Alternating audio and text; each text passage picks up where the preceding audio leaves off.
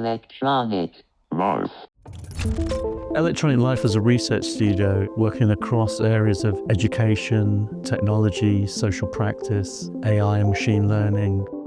The studio has been very involved in having conversations with institutions, trying to develop and understand some of the tensions between technological change, audience engagement, and we've worked closely with Tate Learning and Partnership to reach these new audiences, people who wouldn't come into a gallery like Tate. The main project that we've run over the last year has been with Tate Britain. They just had their rehang and they have a number of young people they're working with through their own Tate Collective Producers program, but also a number of charities. We first worked with a charity called Element, experimenting with some of the new generative AI tools. And then we had a project called Patterns of Power, a tool we built called Rage Machine. And then we also worked with Peckham Soup Kitchen. We were able to go round the gallery and recorded a lot of that and developed an installation. Our educational background means we're very much housed in terms of research. One of the key ways that we've been working with our partners is in terms of co-design. The relationship between the university, Alan Turing Institute and the Tate's been really critical because we've been able to bring together different teams for these projects. Element was a charity that we worked with. We were really introducing them to image models and we were working with them to develop their skills, which culminated in a showcase to combine their ideas into a single visual representation. The Rage Machine was a project we did with Lindsay Young, the curator of the Women in Revolt exhibition. We were using the works of art within a large language model framework, and we would allow members of the public to communicate almost with the exhibition itself.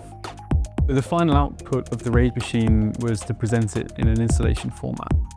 The showcase tonight of the Electronic Life Studio as part of the Museum, Machine and Me conference is a reminder of all the very promising attempts of cultural institutions to bridge AI with the audience. I think there's very controversial takes on AI.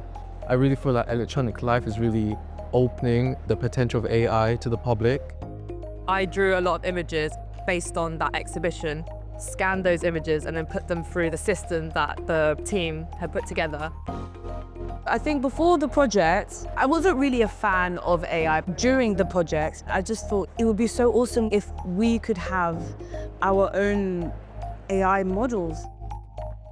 The Peckham Soup Kitchen project, we were working with young people for a period of about 12 weeks, and we would go to the gallery every Tuesday evening after hours and we would talk to them about what they thought of AI, what they thought about art.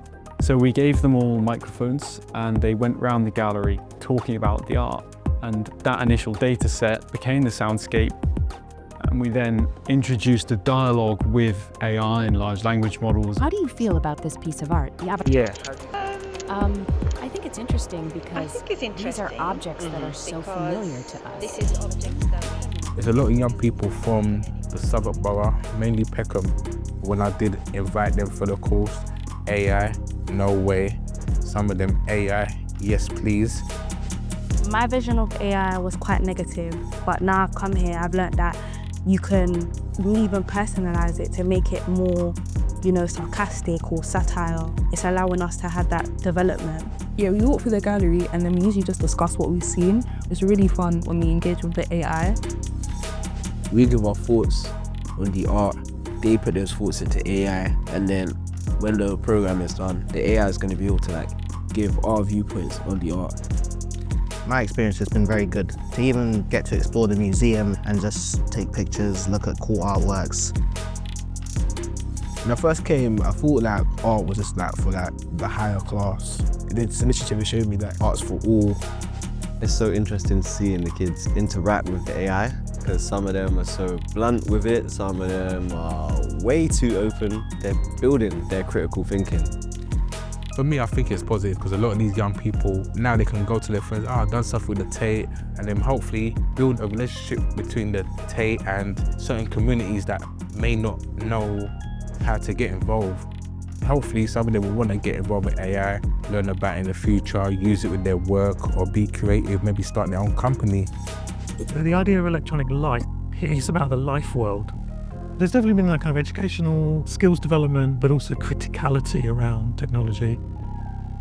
We're really thinking about what responsible AI might mean, thinking where are the meaningful engagement through technology.